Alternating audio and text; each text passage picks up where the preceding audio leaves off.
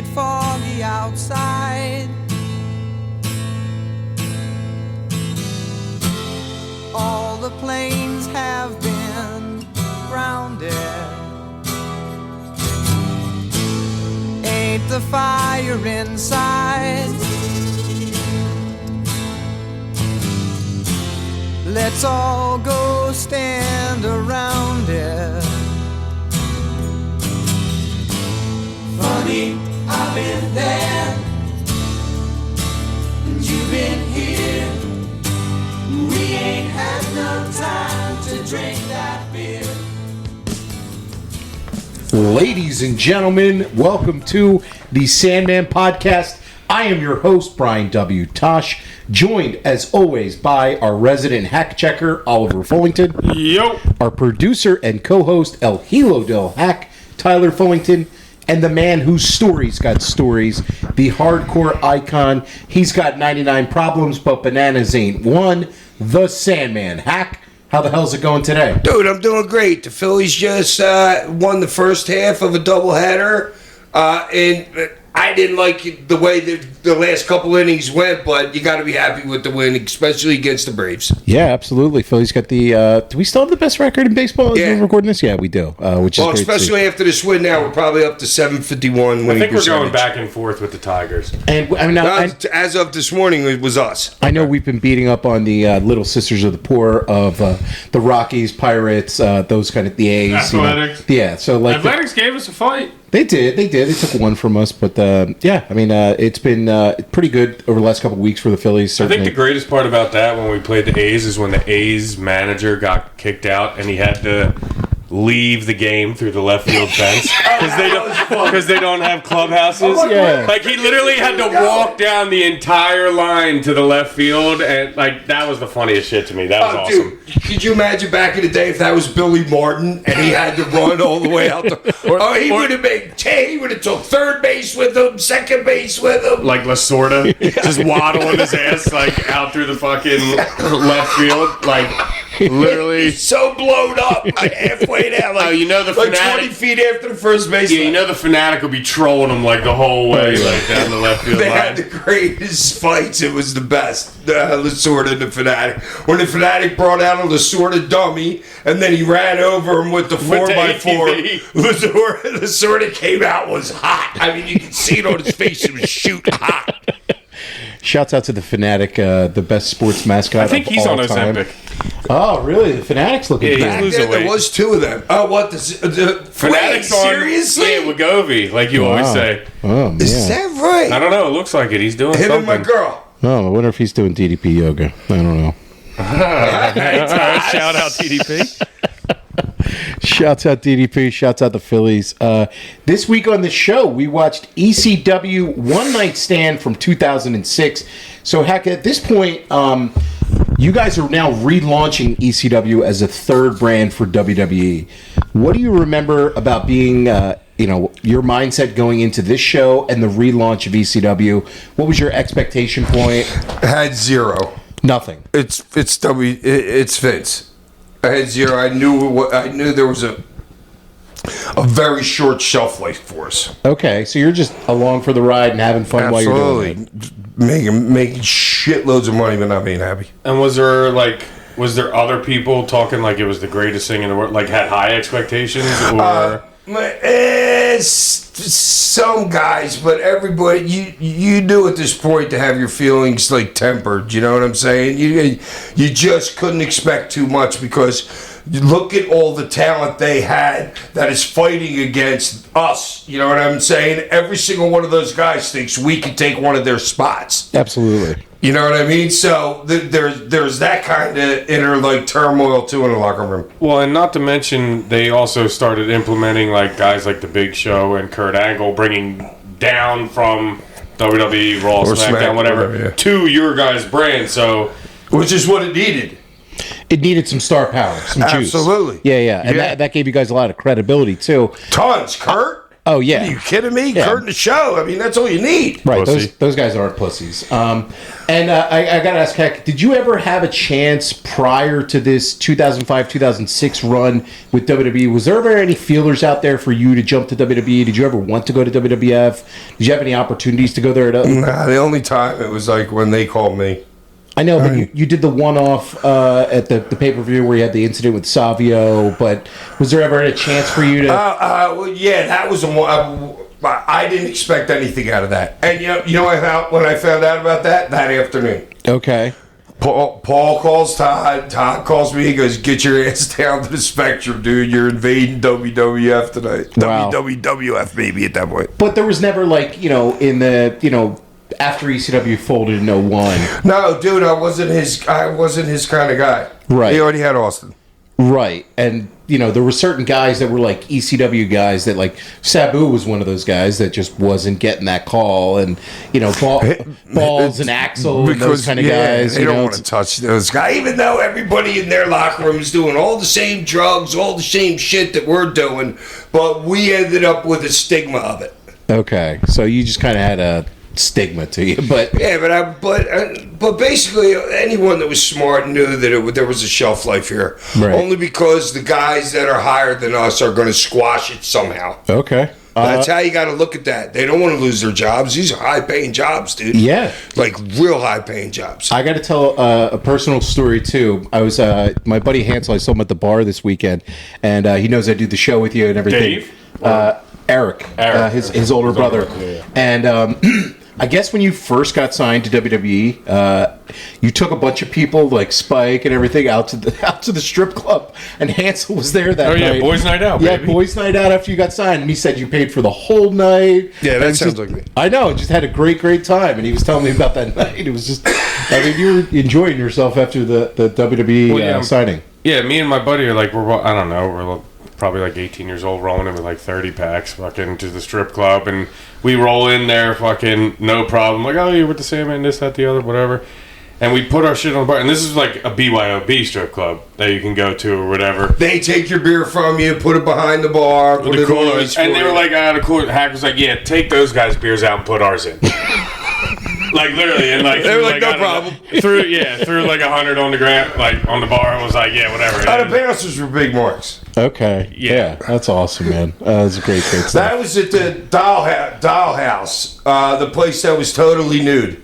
Well, who was the dude that we couldn't get out of there? No. We had to wait 20 minutes for him because he was in a room Well, with a I'm chick. not going to name drop here. I'm not a snitches get stitches. You know what I'm saying? This is going out to the world. I shouldn't even ask. We'll talk about it off air, Hack. How about initials? Yeah, I'm not dry snitch. Yeah, I might know that dude's name. I'm going to think about that. I know who it is. I'm not going to say it. I know, but yeah. I'll say it off air and get a pop from you. This was the second ECW One Night Stand after the success of the first show. So the first show was obviously because of the ECW DVD. That was a huge hit. They ended up doing the first One Night Stand, and that was such a hit that they decided to relaunch ECW as the third brand. So when they're starting this, did you have any when you're doing? Was there anybody in WWE that you were excited to work with that you had not previously wrestled or anything like that? No, because I didn't even have delusions of grandeur that I would even get that chance. Okay, so it's not like you were oh man, I'm gonna get a chance to work with Edge or something like that. Right, Only right. because he was in the show. Right. But yeah, nah. Okay, this was also from the Hammerstein Ballroom, and man, it's just the perfect spot for a one night stand. I mean, just Yeah, they absolutely. really picked the perfect Dude, place the to go. crowd worked harder than any other wrestler that whole night. I'm glad you brought that up, Hack, because Jesus Christ, every second. the crowd absolutely was Rocky Horror Picture Show, dude. if we had to do hockey style, 3 stars of the game, the crowd for this first star of the game tonight, the crowd for Easily, the show, dude. Wow. it was so hot. all Have night. you ever been there, Tosh? No, I've never been there for a show. I've been to the Manhattan Center, which is not far from there, but I've never Right. been to the Hammerstein. Dude, the Hammerstein is such a cool place. Yeah. Just Because As it's a- small. it's tight, but then you have the the stuff sound going that up. comes right up to the roof. It comes right back down on you in the middle of the ring. It's such a cool arena. It's such a perfect wrestling atmosphere, especially for you know, an ECW crowd and everything. But I think that would work for a WWE. You know, it's just a great like wrestling arena, like venue. Yeah, AEW ran a bunch of shows there last year, towards the end of the year, and GCW ran a big show there as well. I know GCW's done the it looks a little different. Like there's a paint job in the arena, so it looks a little different from what it's like. Well, no, it doesn't have the same. It doesn't have the same visual appeal that like this version does. But the show started off with Paul. Well, actually, no, this version's more old school amphitheater-ish. You know, what I mean? Like the decor and shit like that was probably 40s, maybe. Yeah, and the version now is like a little. It's like white and kind of silver. It doesn't look the same. More sterile. And it's crazy. The locker room, like you got to go like upstairs. There's like a couple rooms here, like it's tiny. Like, so for like one night stand being there, like I don't know how they pulled it off because I don't even remember. Oh, they had the locker room downstairs, right? Yeah, that was. Or who was beating the shit out of John Cena? No, that wasn't that pay per view. That was one before. No, that was one before. Ali was whacking. Yeah, but we were all down there with catering with everybody. Yeah, but upstairs it's a pain in the ass, dude. You got to go up through these 3 little skinny freaking like stairwells and shit, like way up there. Like, fuck that. I'm going right here. Yeah, WWE just behind the curtain before I would go up all those stairs. Seriously, I would. Yeah, I've done it. It's tiny, but I remember now that you said that WWE had the place downstairs, which I had never been before when ECW was there, but obviously it's WWE. It's a little bit different. It was just a big room, like 30 by 30. That's and everybody awesome. just hung out. The theme for this show, too, coming off of AEW from this past weekend, was "Let the Bodies Hit the Floor," and what a great, like, that's just a wrestling song to me, man. Like, that's such a great theme. The show started off... Yes, one of the great, like, Man in the Box and stuff like that. Yeah. The Paul Lee used Scotty song. Yeah. You know what I mean? Hip shit that's out on the radio. Yes, and I think that's missing... From Seattle. Yeah, the grunge stuff back in the day. The hosts for the show were Joey Styles and Taz, and Paul Heyman came out and cut a really passionate promo. What a great promo. I mean, he was on fire. You could see it in his body. Do you think, like, Paul, I know you said you had no expectations, but to put yourself in Paul Lee's shoes, Paul Lee's been politicking in WWE for years, working there. Do you think he had an expectation that he could make this work? Absolutely. You think so? Absolutely. Because the look on his face for this show... It's like vengeance for him. It's like, dude, at this point, there is a lot of people in that locker room that hate his freaking guts. I guarantee you that locker room nowadays isn't that. That locker room's like, hey, Paul, how could I do better? Right. You know what I mean? But back in that day, Paul was like the guy like, you know what I mean? He's going to take my job or something, you know? So that was him like, yes, I have freaking arrived in wrestling. You know what I mean? And it had to feel so good for Paul, too, because, like, they're not bringing WCW back, right? Which was a way bigger company. They're bringing back ECW, which is like... It says like the fans called for it, so Vince listened to it ultimately. And I know Paul's like a great, you know, actor, performer, whatever like that. But you could just see it on his face when he's cutting the promo. Yeah, you know, he's tense. He's like this, freaking his face eyes tense lit up. But he's proud. Oh, 100% proud. Like he's like, we got a way better deal than we had last time. Right. But he's still got the TV you deal. can tell he's like on fire because then he started saying like, we're better than Raw, and then he's like, oh, wait, I gotta go back. We're the, you know, revolution of, like, whatever. We're the, you know, you could just tell he was on one. Yeah. The show started off with Taz. Oh, you got another point here, Hack, while you finish it up here?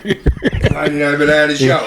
What did Paul call himself? The Messiah, the Rabbi, and something else. But I couldn't go back on it because it's fucked up when you go on reverse on Peacock. The swinging schlong of whatever, but when he's called himself the Messiah, I'm like, damn, he's feeling it. The Rabbi Revolution, whatever the hell it was. Yeah, he was going off. Huge for that. It's great. The show proper started off with Taz taking on Jerry Lawler. And this was not much, but it was almost like the perfect start for the show because it was just a great angle. And it's Lawler. Lawler just... I mean, he knows this. Care. He knows this ECW crowd. He knows how to work so well, and for him to get the heat he did with this, with just walking out and one slap, he doesn't. You all right rubbing that microphone again? Sticky. Oh, you got sticky. Let's just rub it so everybody on the air. 99 bananas on my mug. Okay, everyone's going to hear that Or now in cum, their car. you know. Jesus Christ. But Jerry I mean, Lawler, people were thinking that. I might as well just say it. Jerry Lawler bitch slaps the shit out of Joey Styles. Like, really bitch slaps him. That was like a shoot. I mean, Joey was... Oh, no. Joey wants you to bring it. Right, and he took a nice shot there. Lawler comes out. He'd be pissed if you didn't bring it. And then Styles hops on his back, and I love how he doesn't just have him in a sleeper hold. He like gets the hand around the head to like really cinch it in. He's like really getting a good hold in, and then Lawler throws him off, gets him ready for a pile driver. But before he can pile drive him, Taz hooks him in the kata hajime, and Lawler doesn't tap, but passes out and does a 3-arm drop. The crowd goes nuts. No, but Joey's apparently schooled in that. Joey ain't no puss. You know what I'm saying? No, but he in the knows his locker room, character's they a do. puss, though. Exactly. Right. Exactly. But he wasn't no guy that was going to take any shit from you at a Kmart. No, there's a story famously of him standing up for himself, I believe, with Bradshaw, Yeah. of all people. I was going to bring it up too. Yeah. Like he didn't take any shit. didn't Didn't care. matter. Yeah, he didn't care. Like he's not a pushover. Kind I of guy. didn't care about being fired either. He goes, "You want to fire me? You can fire me." Right. I mean, nobody's seen him since. Yeah. Think about it. You know, He hasn't really. Yeah. he didn't care about being fired. This is not really much of a match, but it was super fun. So I can't give it any. Oh yeah, it's great. No, it's a for segment. fucking Lawler Yeah, to get that heat to start the show. It's like a 5-star angle. Ollie, I don't know what you think of this one, man. I mean, Yeah. it's a good start to the show. Yeah. Good. Well, especially because Lawler's got history. Right. Lawler's history with ECW dating back to you guys. Extremely crappy wrestling. The angle that you guys did in '97, going down into Memphis, and just that heat there that like Yeah, man. was legit. I mean, And him and Paul on commentary, like during the invasions and shit like that. oh yeah, it was always money. Up next on the show was Randy Orton taking on your boy Hack Kurt Angle. And what a match. How young did Randy look, huh? Oh my God, he looked like he was 16. I know. Super young. I was like, damn. But Look how little tattoos he had on him, and he had just gotten them, I think, right around that. this presentation of Kurt Angle, so it's like Heyman's getting Big Show and Kurt Angle to do his version of ECW. And the way that he wanted to present Kurt Angle was someone who was more of a serious wrestler, shoot fighter kind of guy. And that's why... Are you done playing with your mic, man? That's like all... Hairs on this thing there. Okay, can you maybe know, just... it's like going everybody- Why is that bothering you? What I'm doing with my mic while you're talking? We Because hear it. we hear it in the mic. Oh, in yeah. our You hear headphones. that? Yes, these fans Yeah, are everything doing you it. do with the Fucking mic. touch it. Yes. You idiot. All Don't right, just well- say this just to say it. Oh, okay. Well, I'm hearing the neck guy. Yeah. I got an echo. In our headphones, it's... He got like shoot mad at me too. He's like, why do you care what I'm doing? No, because we all hear The whole audience, we're going to leave that in. All to right, see that's it. So when you hear this, Okay. that means I'm tired of Tasha's story right there. Oh, God. Whenever you hear the double tap, We woke up a demon. now you might have to tap 3 times. But this... On the window if you want me.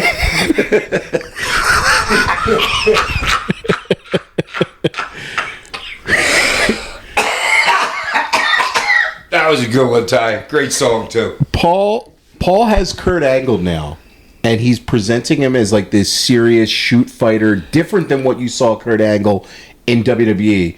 And like I enjoyed this for what it was, where Kurt's like doing like a lot of like serious wrestling, and the story of the match is basically like he could take Randy all day in wrestling, like all day. Like he's He can take anybody into business all day. well, maybe not you, but but this was super fun, and I love the intensity that Angle. I mean, he always brought intensity to his performances, but this especially so. In the first 5 minutes, it was Randy's facials that sold it a lot to me, because Randy's trying to do this, but he's running from him too because he knows that there's jeopardy there if he's got to tie up with him. You know what I mean? And Randy's facials, I just thought were really great in the first 5-10 minutes. Yeah, absolutely. I really enjoyed the work in this because like you're getting Kurt Angle and you're trying to do something that's different than what they've previously done with him in WWE, and unfortunately, I mean, Kurt only lasted 2 more months in the company. I think he only had like 5 or 6 TV matches after this for ECW. And then I think he was done by August of that year. And then he ends up going to TNA. He got fired from WWE. He did? Yeah, he had this was during some of his dark times with Kurt. No. Okay. This is just like I don't know, just kind of a bad period for him. But I mean, I would have loved to have seen what he could have done with Heyman booking him fully in ECW and like having a real run with him, because this Kurt Angle. Oh, you wouldn't have beat if Paul had him. You wouldn't beat him. Right. You just wouldn't. Right. And until you had like somebody really, yeah, like really ready to beat him. Like, I mean, I would have loved to have seen like what, because part of the relaunch of ECW, there's 3 things I think that really killed it. 1 was Kurt flaming out. 2 was the RVD and Sabu getting arrested a couple weeks after this show. That was huge. That was huge. And then the 3rd one, unfortunately, was putting the strap on Big Show. Because the fans kind of, I love Big Show and his performances, but they just kind of turned on it. They gave him the belt and made me put me against him. It might have been his first defense. Big Show? It might have been the next week after that happened. I want to say it was you versus him for the title. Yeah, at one point. Yeah. Yes, it was me versus him for the belt. Yeah. And he bitch slapped you like the dude. little pussy He was you bitch are. slapping everybody at that point. Dude, look how big he is. He's huge gigantic. then.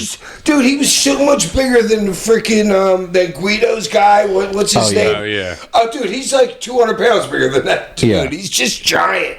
He's got to be like 650 here, seriously. Yeah. Angle's challenging Orton to like take his shots at headlocks, and he can't get anywhere That's on there. funny. I love that. He did like 3 different times and was just still like. That just blow you off with a little like club to your back. That Randy's facials were just great. Yep. Orton went for a chin lock, but Angle reversed that to a half Nelson. So it's just like really showing that he can completely out wrestle him. Orton countered out of an Angle slam, got a drop kick. There was another Angle slam for a 2 count. They took the straps down, did another one. There was an ankle lock, and Orton got out of that. Angle countered the RKO, and then Orton hit him with a clothesline, went for another RKO, and Angle caught him, and he went for an ankle lock. Orton got out of that one, and then Angle reversed for a heel hook, which he really cinched in, which was great for the tap A little out. fumbly, though. I thought. It wasn't as smooth as I've seen him do it. Right. But I really enjoyed this for what it was. I thought it was like, How long did this go off? I want to say 15 15? minutes. 15? Yeah. Okay. Shit, seemed longer to me. Yeah, I was going to say that too. But the crowd was into it, and I thought that it was like really good for a debut of Angle. I'm going to go 4 stars for it. Ollie? Whew, 4 for you, huh? Why? You think it's too much? Nah, I mean, Yes. I'm going to go 3 for it. I mean, I thought it was solid. Like, good work all around. I did think Randy was probably the best part of it, and the way he sold everything, like, kind of bewildered almost. Like, Yes, I really exactly. got no chance here, so how am I going to pull this one out? But, yeah, it was good. 3 for me. Yeah, but I think maybe that you're looking at, but you got to remember what year it is. It's compared to 06. what they're doing wrestling now. Yeah. You know what I'm saying? So to me, all right, let me see. It looked like the Fog Bowl in the beginning. Did anybody hold it up for the Fog Bowl? I was wondering where all that shit came from. From Because it's not like anybody the has gold shit pyro that in the was smoke dropping and the behind pyro. Randy's head. Yeah, okay, that's what it was. Yeah, first 5 minutes were great. Oh, the "You Got Bitch" slap chant was fucking great. Yeah, it was The so fan chants good. all night were great. Yeah. There was a boring chant in this When match. Orton was doing some of his work, yeah. Yeah, I got an arm drag spot here, but I don't know what that is. Oh, they did a great false. Was it off the top rope? Oh, when Randy goes to the top rope, gives him the body splash, and then Kurt rolls him over. Yeah. I thought that was it. They got me.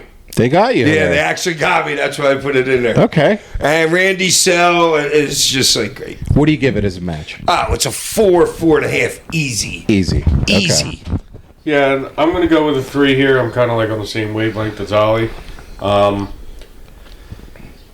not going to say it wasn't boring at parts, but I felt like there was a lot of similar spot. They were repeating things to me that, And I know, like, I thought it was honestly the most intense I've ever seen Angle. To be honest with Easily. you, he played that like Angle really well. No pun intended.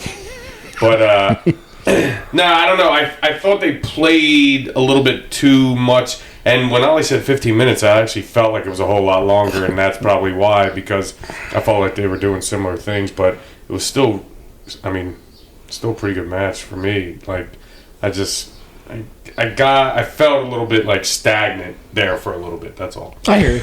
Last thing, I think Paul gave like because I know how Paul can suck you in with a speech. You know what I mean, and like get people to want to do anything. Because I was surprised about Kurt's intenseness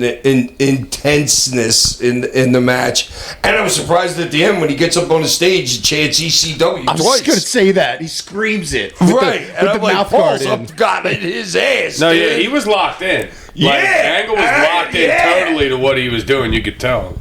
That's what I mean. I'm like, it's kind of like a wrestling what if. Like, if we got to see this version of Kurt Angle with Paul Heyman booking him, it would have been very interesting to see because, you know, a lot of times in WWE we got the goofy Kurt Angle, the stoogey kind of. Not that he wasn't a great wrestler, but he was doing a lot of comedy stuff and everything, and he wasn't. No, because he needed to learn to be a great wrestler. Right. He's a wrestler at this point. When he was first in there, he was kind of like seeing this, you know what I mean? Because, dude, well, think about this: how many great collegiate wrestlers have made it big time in professional wrestling? There's a couple. There's a couple, yeah. Yeah, but there should be more. But those guys can't go from the intenseness of a real match to, hey, this is a play, dude. We're just doing this. We're just doing that. Yeah, don't take my head off. They can't make the distinction. And he's someone who totally has been able to make the distinction. It took them all. Yeah. Up next on the show was Tajiri and Super Crazy taking on Little Guido and Tony Mamaluke. And Tony Mamaluke was jacked. Yeah, he was jacked. Heavier than I ever seen him. Dude, I love Mama Lou. Mamaluke's great. There's like I really like the work in this. I thought that Crazy just winning a wrestling sequence was pretty good. Mamaluke did a hip toss, some cross arm breaker. Tajiri and Guido were in, and then Guido just like took some great kicks to the head. Great selling all match by Guido. Like, and that's yeah. nothing different that we haven't seen. But Guido is just like, dude, he's a masterclass in selling. Oh yeah. Tajiri had him in the Tree of Woe, and then Mamaluke was Double Tree of Woes was great. Double Tree of Woe. I know you were jealous there. I was popping. You probably heard me popping for with it. the stereo baseball slides. The two tarantulas. Oh, the two tarantulas. Okay. Oh, sorry. Yeah, that's what I was thinking. Yeah. Sorry. There was a bunch of stuff on the floor, and then Mamaluke got some submissions in, and Tajiri just destroys the FBI with a bunch of kicks. There was a hot tag to Tajiri. He had a super kick, or spin kick on Guido, and then there was what was there? An armbar, I think, at this point. Dude, I don't understand. You get these notes printed out for you. You don't know what happened next? Oh God, this guy's fucking busting my balls, man. I'm still pissed about you screwing with me. Is this mic on? I was looking out for the audience. This guy's such a ball buster. Big Guido came in to break that up, and the FBI was then down into the front row. Tajiri was fighting off the FBI by himself, but then he got caught in the corner, and he was hit with a double fisherman buster for the finish. This one was... These guys never have a bad match, but there was, like, the crowd was into it. I don't know. Something was just, like, a little bit missing from this for me. I don't know what it is.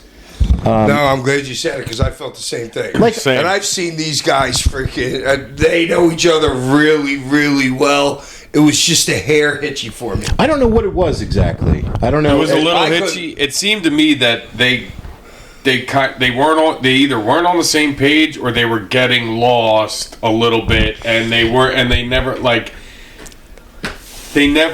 got back. Like, they were on different pages almost. Like, they were they knew where they were going, but like it wasn't. They were on different speed paces. It was something like, dude. If you just slowed everything down like maybe 10%, it would have been a lot better. And I've seen way better house shows out of those guys. Yeah, I'm not hating on the match at all. I'm just saying, for me, it just didn't do it. And how long did this one go, Ollie? 12:30. So it's like they got the time to do their match. Like, it's not time constraint or anything like that. But I'm going to go 2.5 Was that stars. 12:30 just for the pin, not the aftermath with the show? I think it's just the pin cage match. Out about. I'm going 2.5. What are you giving it, Ollie? Yeah, I'm right there with you.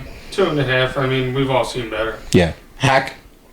That's my freaking boys, dude. It's a 4 easily. It's a 4, even. I love his star ratings where he's just, My there's boys. They get a 4. Dude, you know how much you got to do? You know how smart you got to be? And you don't understand just what it takes to get to that point in your life on a pay-per-view. You know what I mean? You dream about that shit from a lot of time. Those guys when they were kids. Crazy's second generation. Guido loved it when he was a kid. You know what I mean? So, and what's his name too? The other Japanese dude's Tajiri. yeah, he's freaking second generation. Wow. You know what I'm saying? So Is he? I don't blame him for working a hair fast. Okay. Yes, but that's all assumed. Like, we know they're all professional wrestlers. Like, that's assumed. Yeah, I know. All right, I know. What, you're not happy with Hack's freaking shots? No, that's just how. I'm going to shots. That's it. No. That's just Changing the shots. I know that's how you look at it because you're a performer in yourself. Well, I like, know. but- So I can't give those guys a 2.5. I can't because of the talent that's out there. There's a freaking great talent there. Great talent, not great match. What do you give it, Ty? All right. 2. Maybe I got to readjust my shots. I thought Tajiri was laying in some kicks. There were some really good kicks Tajiri was throwing. I thought there was really good timing when Show came out and he ragdolled Mama Luke, and then he turned around and gave Big Guido the kick. Like, there was some really good time, and that was after the match, but. I was like, please don't have Show choke slam the fucking big guy. Yeah, I 'cause he said would've- that will be so bad. Well, Big Show, the new Big Show, the ECW Big Show came out, and he had some intensity too. He just, Exactly. which is, I'm sure, like you said, probably Paulie talking to him. I want you to do this version of what you can do, To be the baddest guy in the locker room, basically. which is he could also do. You beat the shit out of anybody in that locker room. There's nobody that can beat him. Right. You put And- him in a confined area. And he's throwing around Big Guido and the FBI, and that was the post match. Up next on the show was one of my favorite parts of the entire show, is JBL cutting a promo again. And the line that he says, which I have written down here, the fans are chanting, "You suck dick" at him. Just like really, really on him. And I don't see a girl out there and all yous are chanting about a phallic symbol or whatever the hell he said. You butchered it, but he's. Male appendage. I see no woman out here, and you're chanting about a male organ. Now tell me who's the fruit booty. I had a Yeah, fruit fruit booty. booty I'm is a like, good line. I'm like, did you get that from freaking from Scorp or something? The fruit booty landing on that joke was fucking amazing. And JBL It just. didn't land. Oh, it did. It was awesome. I I know. did with me. I've never No, heard fruit it booty popped in for my guys life, like us, but the crowd didn't pop for it. Well, the crowd was hating on JBL. He's they ripping fucking him. hate him. Yeah. It was great. I really, really enjoyed that one. He's just ripping on the ECW fans, and he was really ripping on Taz for taking the ECW job, because he said it opened up the spot for him to be SmackDown announcer, and I'm like, okay, that's kind of like shooty, I think, a little bit, but that was a really fun segment. Up next on the show was the SmackDown World Title match between Rey Mysterio Jr. and Sabu, and my God. What a fucking wild match How this one Crazy was. took a great crowd bump in that. Did you see that? He was up he was on the apron. Guido came up and kicked him. He took a fall down onto the floor, and then fell over the top rope. Yeah, it was a It was a little, good little exaggerated, but it was a No, good, that's good exactly bump. what happened. Should we was. go back to the Becky Lynch Yeah, that match Becky too? Lynch and Dude, Lana what do you think about that Valkyria one? match.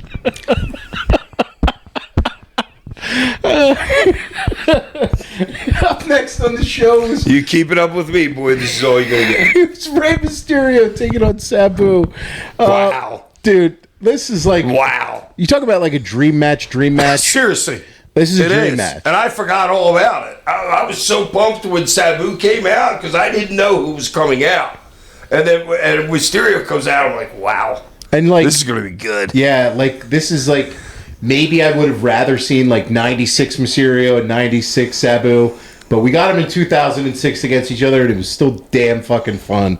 I really enjoyed this match. Ray using the chair like Sabu does was the thing to me. You know what I mean? Was Ray kind of like, I felt like reaching back to his old ECW, because he had ECW on his mask. Yep. You know what I'm saying? Right. And, I mean, he still was getting booed because he's going against Sabu, even though he was cheered a couple times, too. Right, even though he was like going back to his ECW roots, but he was like, that's where I felt he was coming from. He's like, all right, this is where I started, so like, we're good, let's go. Like, trying to like get the crowd, you know, not necessarily with him, but like, you know, let's go toe for toe here. I'm not so sure it's not the first time they ever worked together.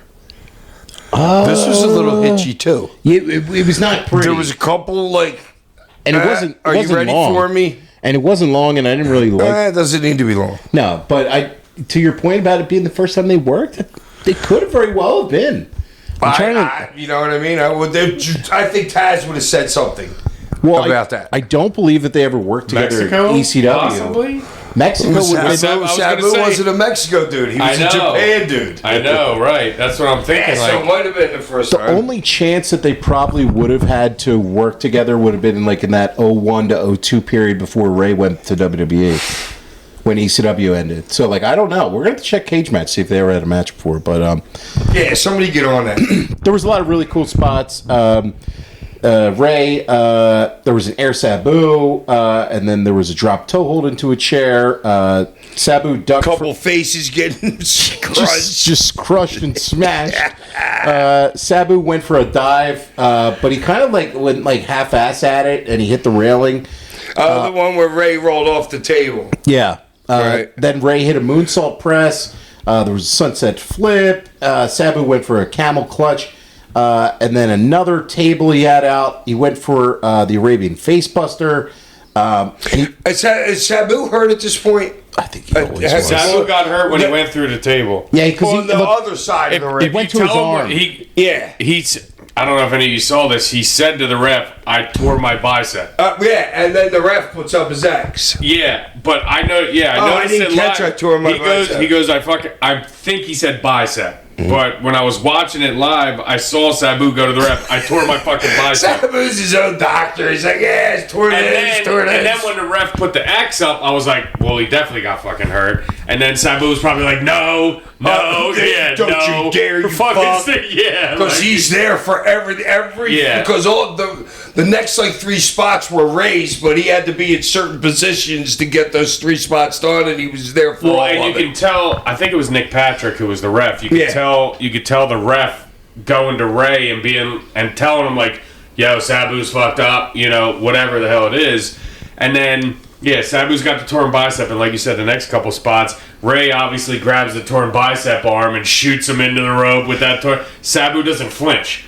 Not a fucking single flinch. I've never seen anybody be able to take what he's taking and just keep on going. Yeah, you couldn't tell at all. It's unbelievable. Other than a couple times, he reached for his shoulder area, and then when they get when they get to the finish, what a spot!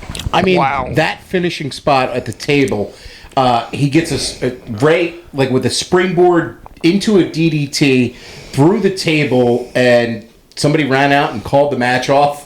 That wasn't supposed to happen.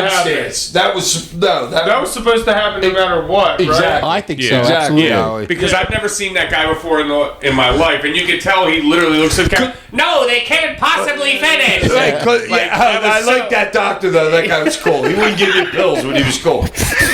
So then what good was he? I know, but he was just a good guy to be around. I like how that's your barometer for whether or not you like a doctor. Absolutely. If they give you doctor, pills. give me painkillers. He goes, no. I'm like, fuck you. No, but that guy was cool. Bob, what I wanted to say, if the match was going to end on somebody being hurt, it would have ended on the other spot when Sabu really got hurt.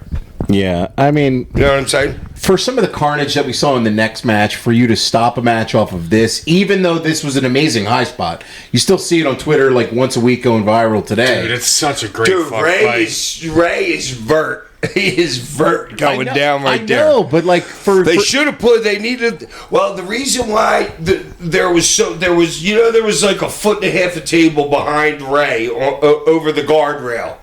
You know what I mean? Because because table slid. Well, I'm not so sure about that, but I think they didn't want because Sabu had to throw him on it, and then Ray's got to get up off of it and get into position to duck his head to take the bump. Yeah. So I think Sabu set it up so the table was a little bit shorter, so it wouldn't break when Ray stands up when he's going, because then that would be the shits. Good point. Yeah. Overall, though, for a match, I enjoyed this for the spectacle, the dream match of watching Ray and Sabu work. The crowd was super into it. I'm going to go 3 stars for it. Ollie? I gotta go 4 for it. I mean, it's a little disappointing in the way it ended and it only going 9 minutes and 30 seconds, but I mean, just to think about still what could have been with another 5 minutes. I know, and I think part of my reason for my 3 star is that I know that they have like a classic in them somewhere, and this wasn't that level, and it just I don't know that. But I hear why you gave it 4. Yeah, I mean, still awesome though. Like, and they like you said, like hitches here and there, but for the most part, I mean, they hit everything pretty damn clean, and they had the crowd with them. So it's 4 for me. Hack? Sha! Sha! Sha! Sha! Sha! Sha! Sha! Whoa! A 7-shot match? Damn! Okay. I think that might be the most shots we've ever had. I think, Dude, that's a lot of freaking talent in that ring right there, yeah. boys. No, a lot of talent. I don't disagree at all, man. But that's a 7-shot right there. Ty? I'm conflicted, but Why, between 6.5 or 7? no, 4.5 or 5. But I want to give it 5. Wow.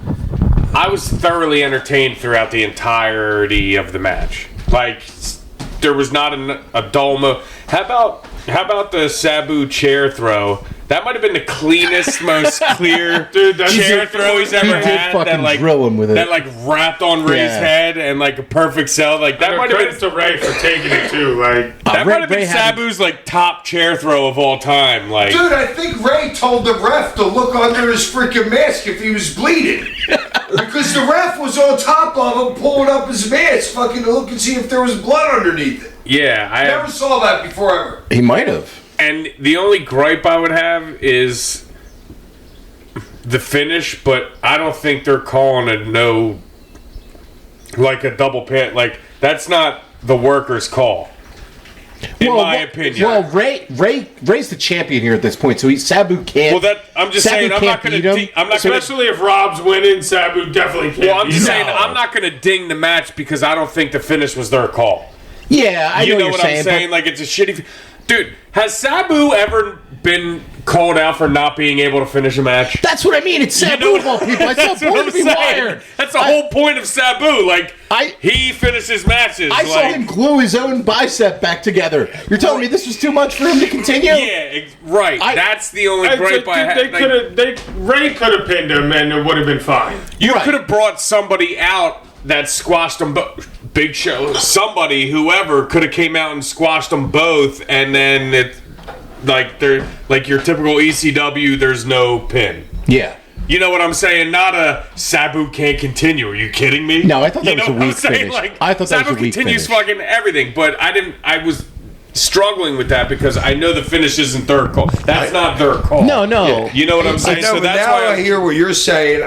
I would think that maybe there was a reason they did that. Well, you're trying to protect both guys. Well, yeah, but maybe not to protect freaking Ray so much is to not make Sabu have him go deeper or have Sabu lose the match. Suppose you don't want Ray's not winning. No. I mean, Ray's winning. Sabu's got to lose. How do you get out of that without Sabu losing? You do the spot. Yeah. They don't want to hurt Sabu, I think. I know, but Sabu's never not finished a match. I mean... I'm sure he disagreed with it. Right. That's. But I'm who just, cares? Well, I'm just saying. They don't give a shit. I'm just saying psychology-wise. Well, you know what I'm saying? Like, I'm just saying business-wise. yeah. For I me, gotcha, that's all. I just didn't like this finish at all. So No, I didn't like it, but that's why I didn't ding the match. That's why I still kept it a 5 because I didn't think that was like their finish. And it's a great spot. Like I said, that spot. Dude, that spot's incredible. I see it on Twitter once every other week. Like it's that always spot's on there. incredible. Dude, a jumping off the top DDT on a like. And just to hit that so precisely. Already with a blown out freaking Bicep. and Sabu hit straight ground on shoulders. You know what I'm saying? And Ray's almost like 90 degrees. Sabu's taking everything with the upper part of his body. You know what I mean? Oh yeah, that's Jesus. like got the wind knocked out of you for Sabu, pretty much. Well, like you got to think about it, Frank. Like now, if you stand outside the ring and you put your hands up, let's say the top rope's around 8 feet, right? Now you got Sabu going over top of that. Let's say he's at 11 feet. His like hips or whatever. You know what I mean? When he's coming down. Yeah, probably more. Because his feet are on the top ropes. Yeah. You know what I mean? And that table ain't really helping you much. You'd rather have 2 tables set up for that than the sandwich one. you always talk about. Yeah. The table blew apart. Well, that, You know what I mean? not that table and not for that spot. Right. That table's not helping you. Tables usually do help you, but not for that spot. That ain't going to help you. No, 2 of them. Well, I can't believe I never stacked 2 on top of each other. Yeah, your I'm so sandwich pissed. idea. Yeah. I gotta have a last match now. Yeah. Me against the Invisible Man. Double table match. Wow. You taking that bump? We're going to talk to. Yeah. No, he's taking it. How the tables breaking? AI. Hey, they figured it out before. They can do it again. Really? We'll have to Work talk. on that. I still have We'll to have show to you talk. that match. Yeah, we'll have to talk to Joey. Invisible Man versus Invisible Yeah, Stan. shout No, out to I Nell. did watch some of it. Up next on the show was Edge and Mick Foley taking on Tommy Dreamer and Terry Funk. So before this match, man, Edge and Foley had some great promos. Their packages the whole show were really good. Oh, yeah. You know what I'm saying? It's like AEW needs to do a package like that, but somehow they can't. And I don't get it. Yeah. And that, how long ago was that for Vince? Well, this is But 20 you know years what I'm ago. saying? AEW, 19 years their ago. reviews, their packages blow. They did them on Double or Nothing, and they were good. You're just fast forwarding through them Yeah, all. man, he's not watching him, so he Facts. can't even. Yeah, he can't even say. He's just. Unless it's Chelsea Green. She's not in AEW. She's not. Tony Storm, maybe? Yeah, just take your Yeah, Civil War. Okay. I'll definitely watch it all, Tony. I'm fast forwarded through a lot of shit. Foley has a great line where he was talking about the ECW owner, and he wanted to get a chant going for Stephanie McMahon, which I thought was hilarious. It was really. It was a great line. It was such a great line. The crowd's really going off on Lita too. And Dude, Lita looks great. Yes, she did. I was going She to say just that. got the new boobs. Okay, yeah. She was looking great. The girl's like one of the best workers ever. Maybe the best. Lita, yeah, she was great. She was awesome. Definitely ahead of her time. Tough as nails. They even had Beulah out there for this, which was awesome. So that Which I liked. it's a 6-person match, which is really cool. I liked it, but It's for a reason. What was the reason? Smoke and mirrors in the pin at the end. You don't want to pin Dreamer. Yeah. no, it's- yes, but you can do that and not have the 2 women stand on the apron the whole time looking stupid. Yeah, but where are you going to interject them there? They're valets. They can be whatever. They're literally standing on the apron both times. Why the whole Are you time? saying it shouldn't have been a 6-man at Yes, all? is what okay. I'm. Yeah, that's the It only really- thing I'm saying. Actually, I agree. It really only came to play for like the last finishing sequence, the cat fight, and then the Edge pin, where he has her folded up for like the sexual it was pin. so And great. gives her It the was the fucking- greatest Yeah. pin ever. Fucking her on 3. Yeah, fucking that on was 3 real. was fucking He should have been doing it on 1, 2, and 3. Oh, okay, yeah. But he got a half-ass Yeah, you one like on that, 2. wouldn't you? I had already came. So, why do you think my mic was sticky when I got down here? Oh, is that what that's from? I had to blame No, it on I don't the know. Just 99 like, of the head. It's just like, like come on. watching the whole match, like those 2 are just standing on the apron the whole time. I don't know. I thought it looked a little. I knew like, they had to have something to do with the finish. They weren't just going to be a no cat fight. shit. I knew that, Yeah. but I'm just I saying, get like you. looking at it the whole time, like they're just standing there, kind of looking And technically, stupid. Lita would pimp slap her fucking like you wouldn't believe. This match was a ton of carnage, man. They had a barbed wire board. I loved when they like suplexed that into Tommy, I think it was, which that was a really fun spot. They were brawling around. Edge got Dreamer. He drop kicked him out of there, and then he hit him in the face with some barbed wire. Lita found some more barbed wire that Foley had wrapped around his arm. Foley asked her to go get it. Yeah, that he had wrapped around. And then he lit it on fire. Then it's just fucking crazy. The fans are chanting, "You sick fuck! You sick fuck!" Did I hear some Sandman chants in this match? Because I thought I did.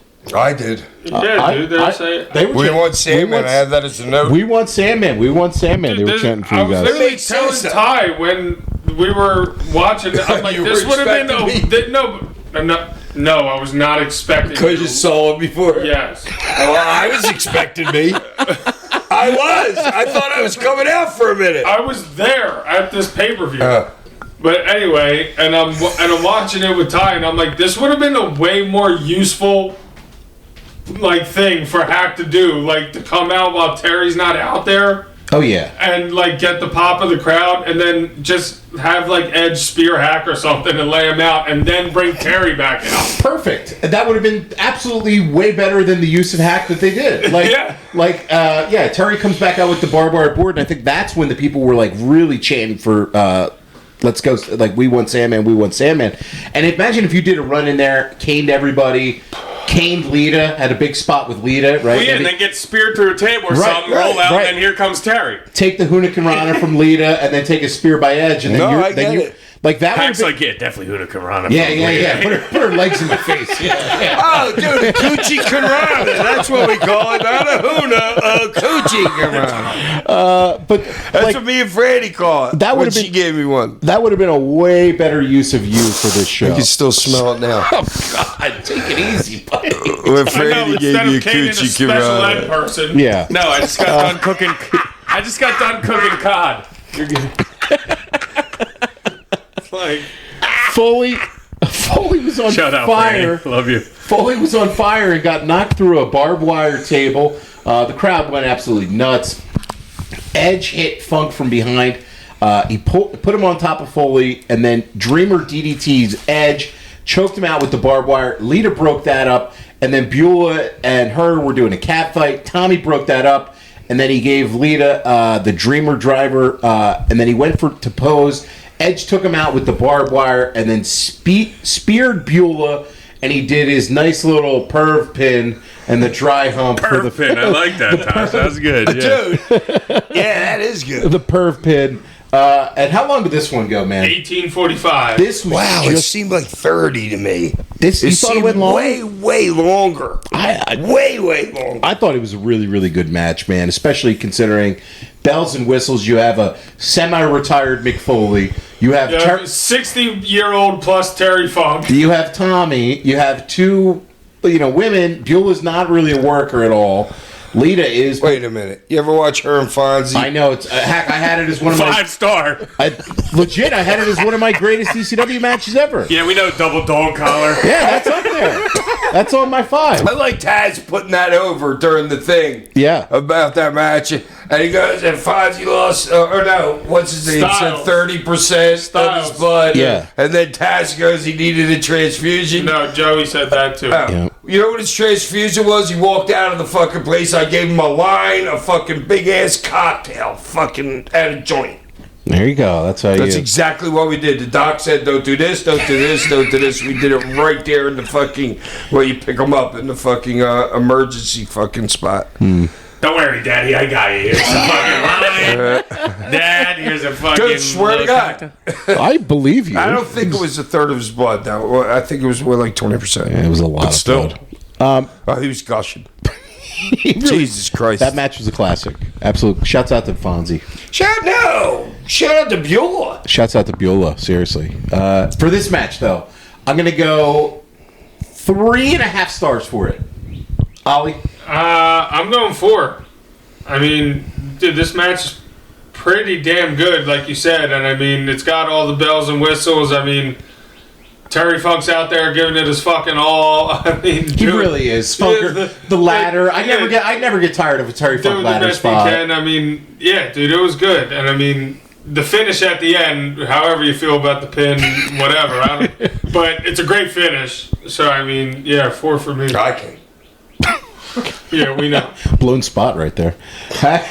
Blown spot.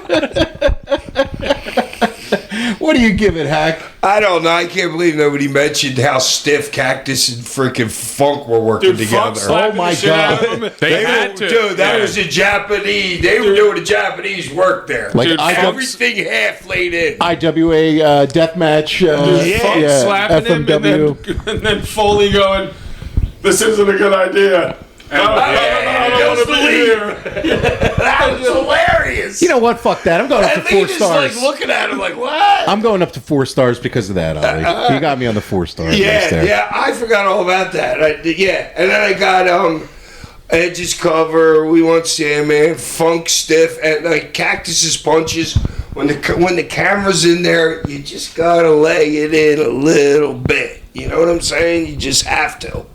It could be your. It's like you're laying it in, but your hand's real loose. You're not like holding it stiff like a punch. You know what I'm saying? Yeah, And he was hitting him here. He He always did that in the corner with his Yeah. quick punches. Yeah, the Well- wrist, like he was laying him Well, yeah. I liked his punches usually, though. I know what you're saying about this. No, punch, he Hack. doesn't have the greatest punch in the world. I thought he had a decent punch. Funk's punches. See, Funk, that motherfucker could throw a punch, dude. All right, how many shots, Hack? He's as good as me. What were we just watching? Oh, that. Sha. All right, 5 shots. Okay, a 5 shot. There we go. Yeah, this Easy. This is no doubt 5-star for me. Like, no, considering who's the fact. I know there's 3 other people helping him, but the fact that Terry Funk cannot look lost and not look fucking stupid in anything that he does with all those people in there, all like you said, all the bells and whistles, all the things that are like going on in there. I was entertained thoroughly throughout the entire thing. There was never a point where I stopped and was like, okay, something's not happening. Right. You know, for me. And Even they missed some shit with camera cuts. right, and like for me, like that's not like a match I'm critiquing when I'm critiquing Super Crazy and Tajiri versus Tony Mamaluke and Little Great Guido. point. Like this is a match that It's a different scale. yeah, it's like a little bit different scale because the expectations and I know everything that has to go into it. Like, you know, they're like 2nd generation and 1st generation and 3rd generation. I know the time they put into these things. That was my Hack impression. If you didn't get it. Horrifying. Didn't pop me. I was like, what's he doing? Well, yeah, because you don't know. No, you just. I'm not putting him over. No, you- fucking imitating me. Are you crazy? I'll be doing it every freaking 5 minutes. No, you just He'll had be no doing idea it what at I was doing. 7-Eleven. He'll be doing it at softball on first base. 5 stars for that, though.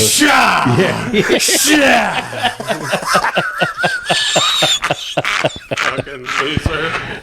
Up next on the show. That's freaking funny. Up next. He is funny, dude. He's just like me. Funny as Don't you. try and put yourself. Don't try and put yourself over by putting me there. Legion of I Skanks is getting to your begat the head. funniness. Yeah. I'm the father. I begat him. You can't even spell begat. No. Beat. No. Do not try. Do not try. Seriously, BGAT. Up next on the show was Seriously. Balls Mahoney I taking. have read the Bible. I'm not Bible fearing, but when I was in jail, I read the whole Bible. When I was in the jail in the hole for 6 months, day after the Super Bowl, to July 7th, you couldn't have anything. So I read What the year? whole Quran and the 1984. So I read the whole Quran and the whole Bible a couple times each. What's your favorite Bible passage? Anything? Seriously? What? John 3:16. Begat. No, none. Austin 316. None. None. No, you don't have any. Okay. No, I'm reading it to do something, dude. Why were you in the hole again? Because I punched the guard in the face and broke his glasses. That was by accident. I was in a fight with a guy. I was going to punch the guy. He ducked. I punched the guard in the face. Boom, right to the hole. No. My first day. No, it was meant for him. It was my first day in general population. It's a great start, man. Yeah, I know. Won't be the first hole you're in. Won't be the last. It wouldn't be the first time I was in jail or the second or the third. Been there, done that. Up next on the show was Balls Mahoney taking on Masato Tanaka. Wow, I was really shocked at this match. Really? Yes. You and that you liked it, or No. Because well, no, I didn't like the ending, and they didn't really do anything. I know, but I didn't like the ending. To me, it was like almost like a palate cleanser popcorn match. Well, however you look at it, I don't like him going down on one chair shot. That's ridiculous. It's fucking unbelievably ridiculous. Never seen Tanaka do that. No. And I know it's Balls swinging the chair, and that's his thing, and put it over, but if he ain't going down from a Mike Awesome fucking chair shot, he ain't going down from a Balls Mahoney chair shot. So I don't know. Balls Mahoney swings a fucking dude, chair. that chair Well, you see it, fucked bending a lot of them over my head. But Balls could have been one of those, like, you know, the hillbillies that freaking Vince always had back in the day. You had like Hillbilly Jim and Godwins? Moondog. The Godwins? Yeah, the Godwins. I think maybe Vince saw him kind of like that. Dude, but if, like, we've said before on our show, like, dude, if you notice, Balls is working. The first, like, work his ass off. He was working the first couple minutes, like, Taz was putting it over like that, doing holds, like, taking clean bumps, like, dude, like, they were doing some shit. Dude, I always said like, Balls could work his ass off. I was like, work his ass off, dude. And I believe you've told me before, Hack, he was one of those guys that, like, kind of was, like, taking this as, like, oh, this could be our opportunity for something. Of course. Like, he had... Oh, yeah. Well, for him, overzealous. Yeah, for him, like maybe. you said that, you know, you didn't have much expectations of this WWE run, but Balls, you said... anytime you get near him, he'd be in your ear like, yo, I think this can happen. This can happen. I'm like, dude, get away from me. No, honestly. Honestly, because, I don't know, he was a dreamer, and I'm not a dreamer. Right. Especially Tommy Dreamer. You know what I'm saying? a But bad I'm joke. not. Why am I laughing? My sons know me. Dude, if you're babbling on, I'm saying I got to go take a piss and never get near you again. As long as I can fast. Is that why you always walk away from me? Well, except when we're outside smoking a cigarette after the show. Yeah, except when Hack needs a cig off you. Because he doesn't have any. This match wasn't much of anything. I can't really give it a rating. It was just kind of okay. I'll go... It was, how long was it? Yeah. 5 minutes? Yeah, I was it going to say, not much of anything. Yeah. I'll go a star and a half for it. Ollie, what are you giving it? Yeah, I'm giving it 2 stars because Balls and Tanaka are in it. Okay. And for that chair shot. That was a nasty Shout out chair Balls, shot. R.I.P., baby. R.I.P. Balls Mahoney. Hack, what are you giving this? Yeah. Is that a half shot or a quarter? Yeah, I hate the finish. It's 5 minutes and I hate the finish. What are It's you got to gonna be horrible. It's got to be a half shot. Yeah. Yeah. Ty, what do you give it? Okay, here we go. Nah, I'm giving it 2. I'm giving it 2. I hate to finish 2 just because Tanaka's reputation on taking chair Exactly, shots. that to me. But the chair shot itself was a fucking hell of a chair shot. So shout out to Tanaka's Dome. I'll give it 2 stars just for his head taking it. Up next on the show was Eugene coming out, and he's cutting a goofy Can we promo. just fucking go past this crap? We have to talk about No, you. but horrifying. how good is Eugene though? Like He's great. Dude, when he looks at me and goes like this, I wanted to crack the frick up. So, on your face. And when I know I'm gonna laugh, I have to change my face to a more mean face, Yeah. and I never made any face to. Usually it's like this. Well, I know. I This think is you my go face. like this moron or something. Yeah. Where you're like half like cracking up. Dude, like, I want to. Dude, it's everything that in me that I got that I'd be rolling on the ground, cracking up with this dude. Well, it was better than your. Dude, he's like movie actor good. Yeah. Oh yeah, on that whole thing. Oh yeah, he's got tart down. He 100% has character buy-in, right? And in order to do that role, like... Exactly, you- he just looked the part, dude. He does Yeah. not need character rehab. He's good, right? He's good. No character rehab for Eugene. Yeah, we're Actually, good on I that. mean- No, he's Nick money. Dinsmore. That character, if you could do it right, is money at every single house show that's done every weekend in the United States. Yeah. If you could do that right, see, but the You thing guys is should just now. be a traveling show. What? You just come out and you just came Wow, to that's that, not dude. a bad idea. Yeah, but you're I shooting gotta with put it. him over. You can't beat the tart nowadays. No. The tart has to win. Yeah. You know what I mean? So it's such a perfect like feel good moment for like an audience, like right before like intermission.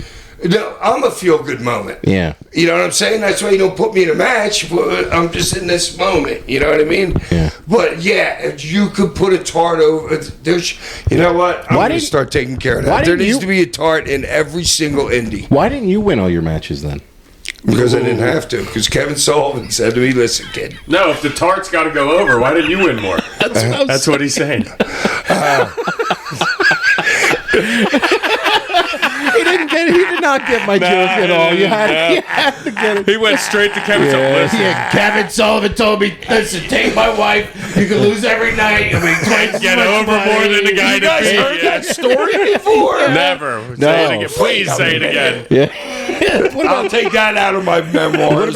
What about Jason the Terrible? Yeah. You know Ralphie. Listen, you got to understand something, all right? Killing me. You want to be extreme. You want to be hardcore. Come see me in the tart. Dude, I cut that. At the Counter City Fairgrounds. I did it this weekend.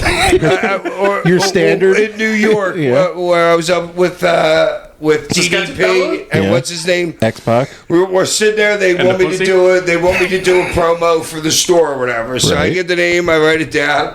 I do my usual thing. Your standard. Yeah, I'm the same. You think you're hardcore. You think you're extreme. Well, you ain't shit until you've done whatever I'm pushing. I did it one shot. Freaking these two come back to me. Freaking 10 minutes later, they're like, "Ooh, I had the cord plugged into the wrong hole. Could you do it again?" And you I nailed it. started yelling at him, but I was only kidding. Yeah. It's I'm like, not. "Yeah, get over here, It's not idiot." too hard for you to nail your standard. I mean, And they that's were just- young. If they were older, I would have butchered them more. You looked pretty good here, though, back in 2006, man. You were pretty leaned out here for this run. Other than the constipated face, I as was soon doing as a lot of drugs. seriously. You were a lot skinnier than 05 the year I was before. snorting 8 ball of coke a day.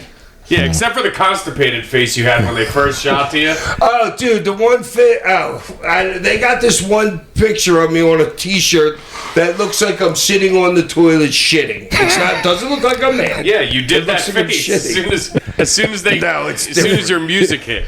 It's Oh. different.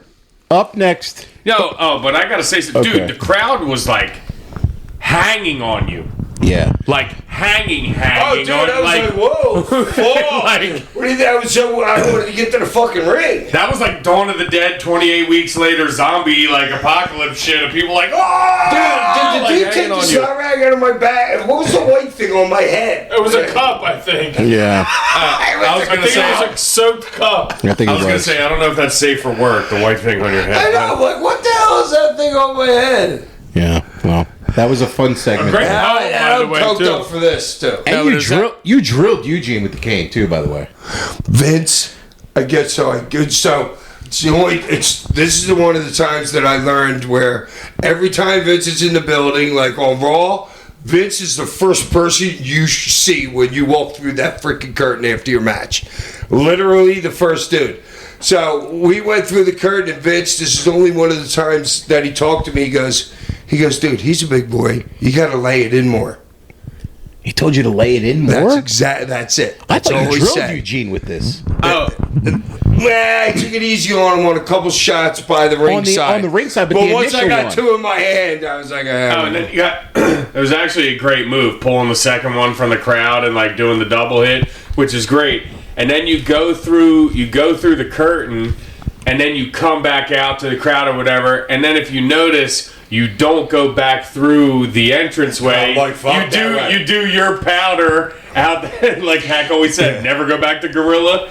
You always go to the yeah, I fucking have to have side. so you somewhere never- because there's always a piece on the side of the ramp, one way or another, where you just roll in behind Vince and you never have to see. Well, him, ever. which you've told on here, but it's Ever. hilarious because you follow Eugene smacking him back through the entranceway, and then you come out, but you don't go back through the Vince is entranceway talking to again. Eugene right there. Yeah, He doesn't tell me the thing until afterwards. yeah, but then I notice you go down and you're like, nah, fuck that, I'm going out through the side again. Your typical. I love how you're just breaking every rule at work. You're just finding every. You're like, it doesn't apply to me. I'm just I going to know, do but it. it's like, why? For who? For what do I have to talk to Vince about after my match? Because your agent, that's your agent's job.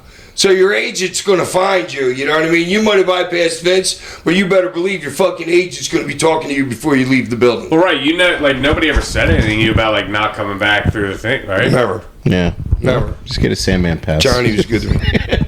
Up next on the show was the Raw World Title match between John Cena and Rob Van Dam. And man, this is just like, we talked about it before, like the crowd is the star of this match. And then if Cena wins, we riot sign. That is an whoever made that sign, that is an all-time wrestling 100%. sign. Like that's See that sign all the time. I mean, it's like in highlights, everything. It's a classic sign.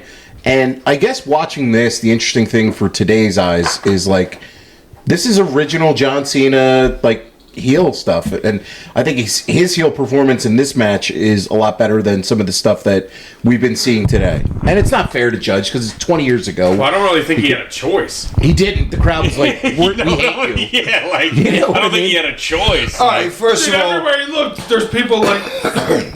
I love that. listen, this is all you got to say. The dude threw his shirt out into the crowd 8 times and it got thrown back in the ring. The one That might guy. be the Never seen that before. I've seen it done once, but then the heel's smart enough not to throw it out there again. You know Well, what I mean? I actually think he was smart to keep doing it. Yes, Yeah. of course. Like, John's like, he ain't worried about The time. one guy who gave him the finger and how animated He wiped it on his ass and double Wasn't- burned but him. he had a security tag on him. No, Did you he was wearing like a pass. vest and It was a suit. black ball dude, right? Yeah, he was Okay. wearing like I think he was like a business dude or Yeah, something. no, 'cause but he had something with like tags. For Well, he was sitting front row the whole show because I recognized him. He was sitting front row the whole. Yeah, he was there. That might have been like a front row ticket lanyard thing. You know what Right, I'm saying? yes, like exactly. like a special like memento one night stand like lanyard thing or whatever. But I don't know if I've ever seen like a greater like segment of non-wrestling in a wrestling like that whole t-shirt. Well, we just saw it. Him and freaking Randy Orton. that No, this was 1,000 times better than that. Now, just the psychology. Oh, you're saying doing nothing but doing Yeah. everything? Yeah, Exactly. I really wish at some point we're gonna be able to get to ask RVD and maybe even John Here, about. you want me to text him? Yeah, FaceTime him. Just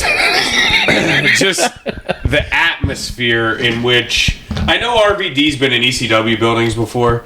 You know what I'm saying? He's probably been in I know buildings. where you're going but now. like RV, you could almost see it on RVD's face, like at that time when all this shit's going on. Like he's even like, "Holy shit, this is fucking awesome!" But like, I don't know if Cena's ever been in a building like that, and I don't know if anybody's been in a building that raucous, that small. Of like, Well, that's the thing. Like- He's probably been there with buildings where there's 15 to 20,000 people. Maybe not 20,000 back in them days. Now they're making them bigger. But he's definitely been in buildings with 15,000 giving them heat. But it's a little bit different when there's 2,500 within like 30 yards of you. And it's no like one, Everywhere in the building. no one in this building is rooting for Cena. Not Right. one no, person and in it's the building. legit hate, Yeah. like vitriol, You like. can see it in their faces. Well, because it's great. think It's of the everything- greatest thing ever. But it's really not the heat for seeing it. It's the fucking for over RVD is. It's for Follow what I'm saying well, there? it's for both hats. It's the You hate love for WWE. ECW so Yes. much, it doesn't matter who the fuck the other side is. Ollie just said what it is. What? It's the hate for WWE killing ECW. And the business. And it's like Cena's WWE's golden child, so it's the hate for the hate Yes. behind Good point. Yes. He was the golden child. So Cena is the avatar for WWE Vince McMahon wrestling, and RVD is the representation. He's the avatar for the different kind of wrestling, and breaking that glass ceiling finally in this match is such a big deal. And really, RVD winning the big one. RVD finally winning the big one. But it's as important too for Cena showing up against Oh, yeah. RVD. Yeah, because Cena, it's still at this point, I mean, we're able now, 19 years later, we're able to appreciate the career and the work ethic and the work that John Cena has had and the body of work and the matches that But he's had. he's out of his range right now in this match. But he totally. hung, and he hung good. Absolutely. And I saw him calling shit. And I have to say, for a top guy to be as giving, I know I said this with the Sabu tribute show where he did the spots with Sabu, but to be a top guy and to do business like John did in this match, not a lot of top guys in the history would have been cool with that. Like, I can't picture, like... John easily could have said no to Vince, probably. Well, Right. half-assed no. You know what I mean? Right. But he had no qualms about it. He had a point to prove. Right. And he proved it. And he needed to prove it to himself. Yeah, and he's proven it to the hardcore wrestling fan, too. Exactly. Like, and I think it's part of what ultimately won John Cena over. When he went and set up the fucking chair in the corner, fucking between the second and third ropes, and then hot shot it or whatever, that's a typical hardcore move. Yeah. You know what I mean? It's so simple, he probably thought, all right, what things can I do that are hardcore? Yeah. You know what I'm saying? That are simple. I love... And that was great in doing that. I don't know if I've ever heard a crowd more into a boo yay strike exchange. Oh my God, they hit each other 40 times apiece. I think it was the best boo yay I've ever seen in my life. Because they were there. Because the crowd They was were there so all the there. time. They were so And that's there. why they kept going so long. Right. That's I what know. I'm saying. Because the crowd Yeah. was so there. That's why it was 40 They times. milked that for absolutely everything they could, and they And that deserved was to. Rob's go right there. Now listen to me. Rob, they're both listening, you know what I mean? But remember, at the end, Rob's the one that gets up with the 3, 4, 5 shots in a row. So it's Rob's call. He's calling on what he's feeling from the people in the building for the time for him. Because I'm sure he probably thought it was going to end 15 punches earlier. Well, Casino went up like 3, and then Rob retaliated and then went over. Yeah, but Rob was the call at the end when that was supposed to. When the punches end, it was Rob's Cena took him down with a powerbomb. RVD always sells a powerbomb great. I love his... Dude, he sells almost as good as his pile driver. His pile driver sells awesome. God, And his pile DDT sell. driver is unfreaking believable. I mean, all those RVD cells are great. Cena took him down with an STF, and RVD made the ropes, and the ref pulled Cena off, so Cena took him down with a clothesline, and then Cena just continued beating on RVD with the stairs, and then there was another ref that came in to count 2. Cena went for an FU, but RVD held the ropes, so Cena threw him. I like that spot. It's and I think it was set up. It wasn't like a half-ass. But I love it. Cena's like, all right, I'll get you to move. You're going to get over to hold the ropes, and I'm going to be smart. Instead of trying to pull you back this way, I'm going to throw you that way. So then in the ring, the table's set up in the corner, by the way, too, with this at this point. Yes. Edge comes in. Well, you don't know who it is. It's a guy in a Dude, riot how long security. was he under the ring for? I have no How idea. long was the match, Ollie? 20 minutes. Like, did they... I wonder if you can actually go underneath, like... all right, suppose you're at the where the ice is in Philadelphia. What's the building? Wells Fargo Center? Yeah. Do you think that there's a subfloor underneath that where you could have an access of stairs to go up underneath that ring? I don't know, but maybe. The locker room was underneath. But if you got to think, after the Edge match, there was Dude, there has to be an escape hatch because they were probably doing plays and shit in there. There's totally an escape hatch in that building. Maybe. Or was he there for 45 minutes? Well, it was his match, then the Right. balls match, your segment, and then Could they have scooted him under there fucking during the balls match? I think what they do is a lot of times they have like a crew come out and they'll change the aprons and they'll do just that. be on the truck and dive and then there'll be like kind of like a sleight of hand where the guy will slide in but and that's doing one of those usually things. if it's like dark, and it'll be like dark in the arena now when they do things like that.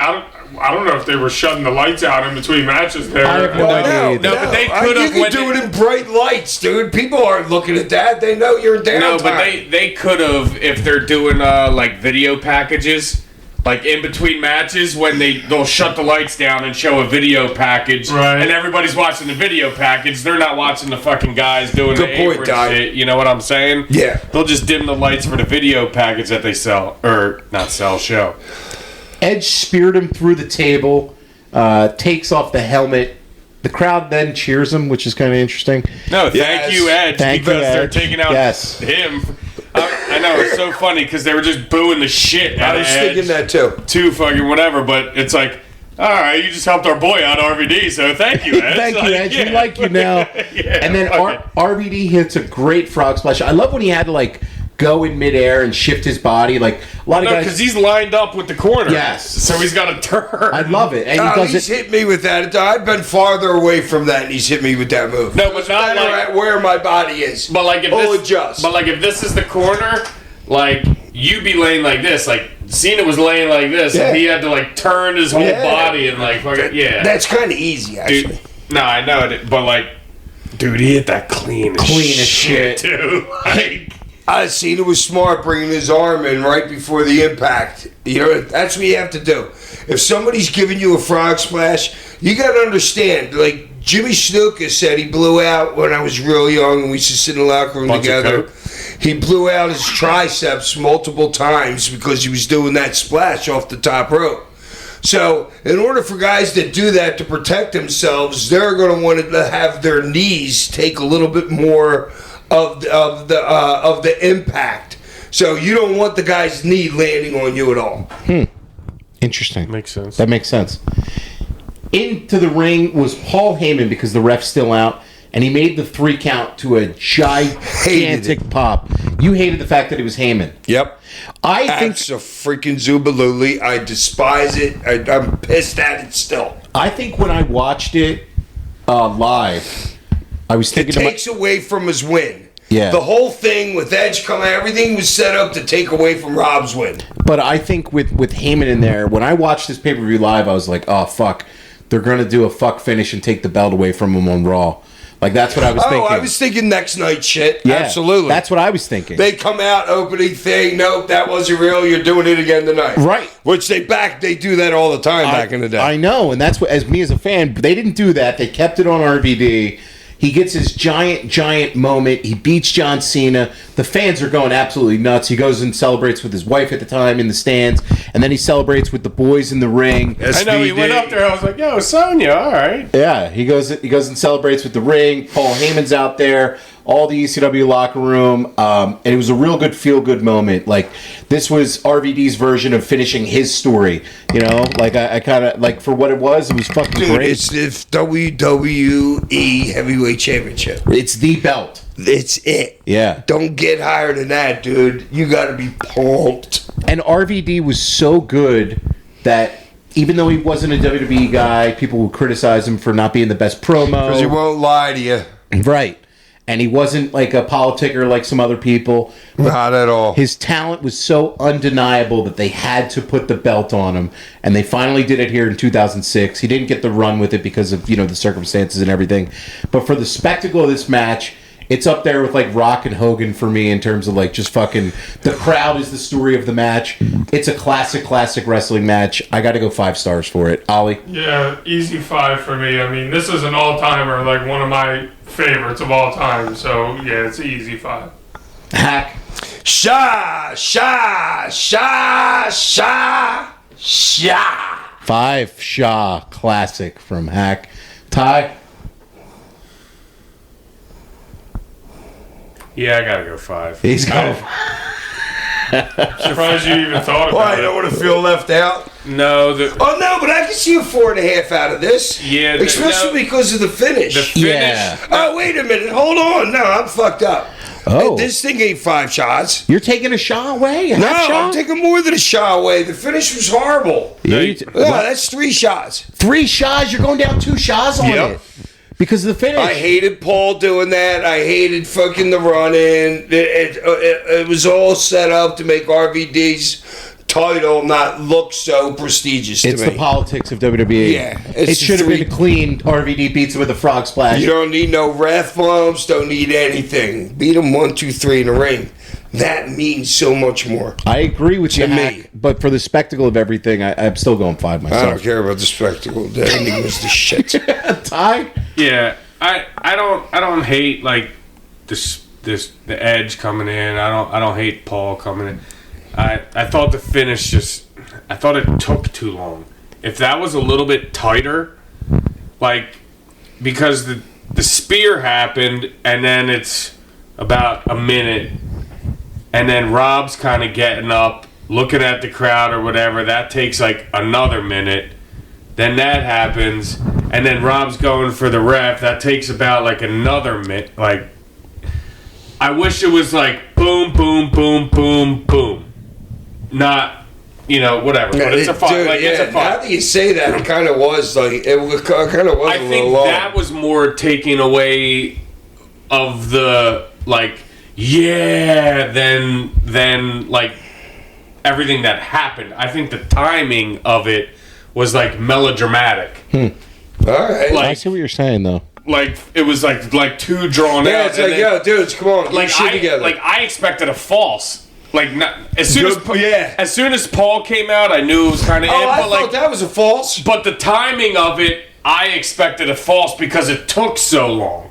Yeah, you know what I'm saying. If it was a little bit tighter, I thought it would have been fucking like way greater. But yeah, I mean, you still wouldn't have thought it would have been a false. Dude, Paul comes out, I'm thinking it's a false 100%. I'm like, when Paul comes out, I just means nothing counted. No, I just remembered in my head that it wasn't a false when Paul came out. But like, if I were watching that live and Paul came out, the way that got drawn out time wise, I would have 100% expected false. Yeah. Overall, super enjoyable show. It's not as great as the first One Night Stand, which I think is like one of the best pay-per-views ever. But this was certainly a really fun show. I don't know. What did you think of it, Ollie?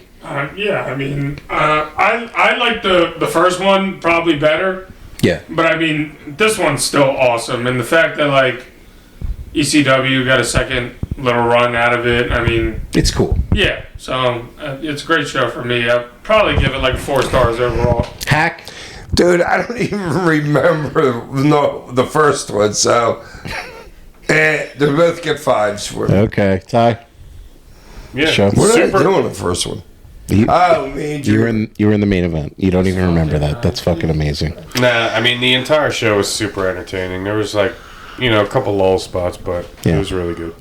Next week on the show, we are watching WCW Thunder episode. Why are you doing this to us again? WCW Thunder. Oh my God! Please don't make us watch that. Episode 61 from the Bryce Jordan Center in Happy Valley from 1999. Wait, it's in Penn State? Yeah, and Hack, guess who you took on in the show? I was there. You took on big sexy Kevin Nash. Oh yeah! Fuck him up in that match. No, I mean, dude, where do you see the one gaff I make in that match? Can't wait to watch this next week on the show. I missed him totally with something over the top rope. Listener questions, as always, send into sandmanpod@gmail.com. Please leave a name and a town.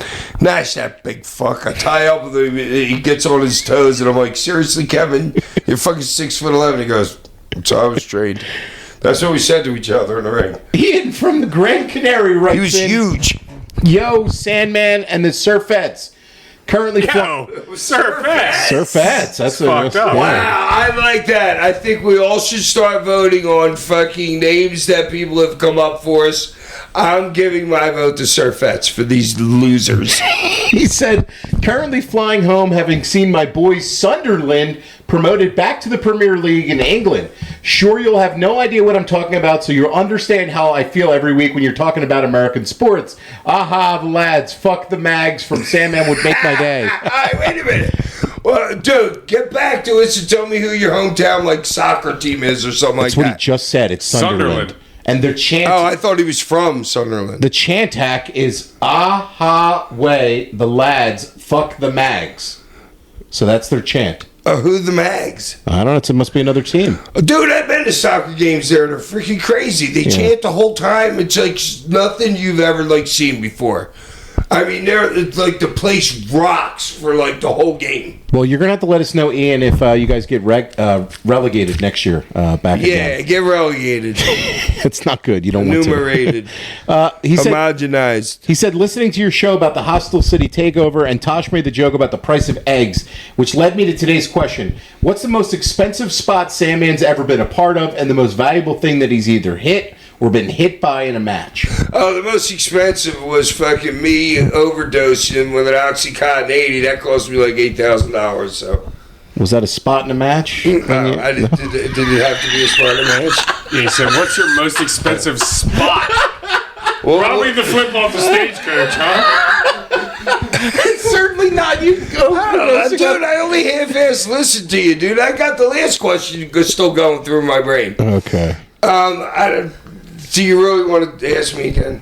No, I think it's best for Ian. He'll enjoy that answer, I guess. He said, "Keep rocking." Okay, we'll try Ian. And listening. Jake from Baton Rouge, Louisiana, writes in. Jake? Love the flood of episodes this week, especially the Sabu show. That was so cool hearing all the stories. Hack was pretty down on WWE since joining Netflix on the last episode, and their current ratings or lack thereof. What does he think they should do to pull in more new viewers? Love the show. I don't know. It's hard. Start wrestling. They need to get that Jinder Mahal dude in there and make him some kind of champion for India. They need to get a bigger Japanese champion, and then that's the only way you're going to listen to me. All right, who cares if you went from 67 million homes to 238 million homes? If you don't really put pressure those other freaking places that you've never been before for a reason to watch them. So their ratings go down. They haven't gone up since like the first... Does Jinder Mahal have your Venmo? Is he paying you every week? I don't even know if the dude's Indian, but he could pass for an Indian. You know what I mean? He's from Canada, but he is. Wasn't a Russian. He's from Canada. Koloff wasn't a Russian. You know what I mean? You got to get a badass champion, and then you got to start going all over the world to expand your product, because obviously what they're doing isn't working. Yeah.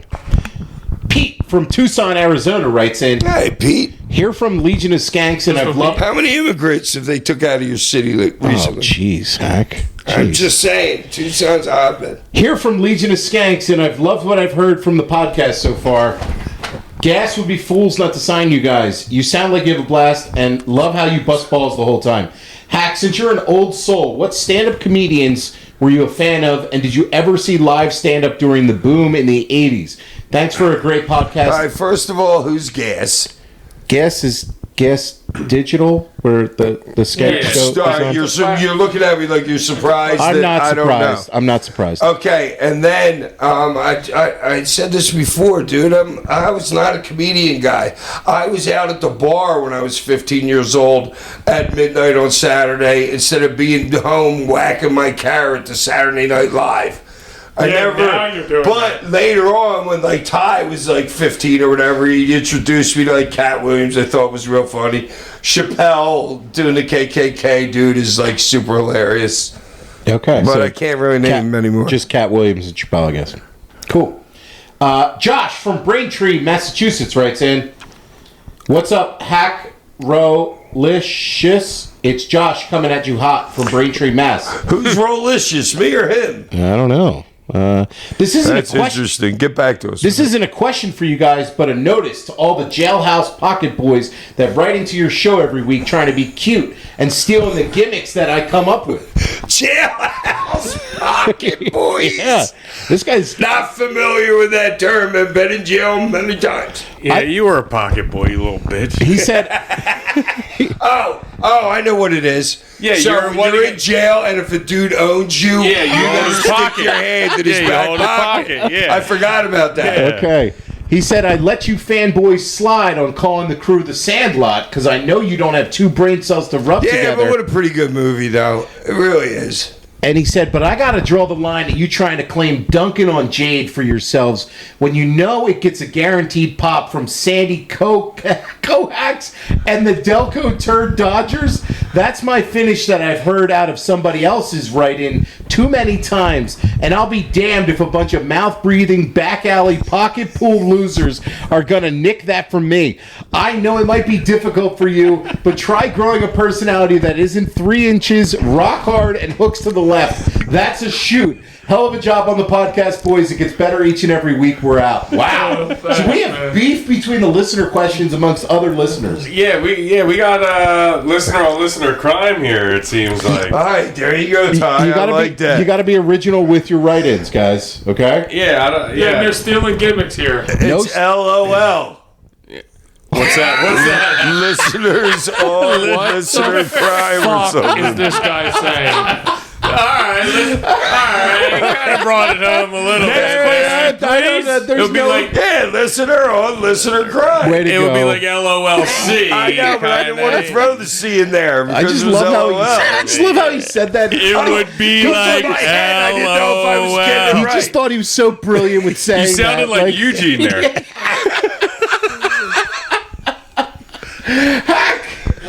Next week on the show, WCW Thunder, episode 61. But before we go, Yes. the cane of the week or the toast of the week, Hack?